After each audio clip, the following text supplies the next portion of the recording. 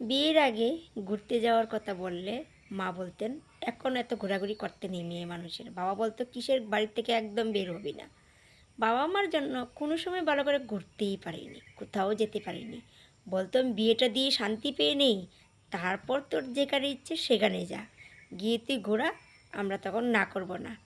বিয়ের পর যখন আমার বিয়ে হলো, বিয়ের পর শাশুড়ি মা বলে, বৌমা কিসের এত ঘোরাঘুরি, কিসের এত ঘোরাঘুরি, বউ মানুষ হয়েছ, শ্বশুরকে ভাত দাও, সন্তানকে খাবার দাও, স্বামী আসতেছে খাবার রেডি করো।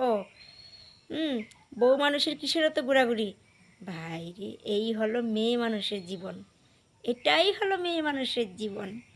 ঘোরাঘুরি তো দূরে থাক, শুধু ছেলেরা কষ্ট করে না ভাই, সাথে মেয়েরা।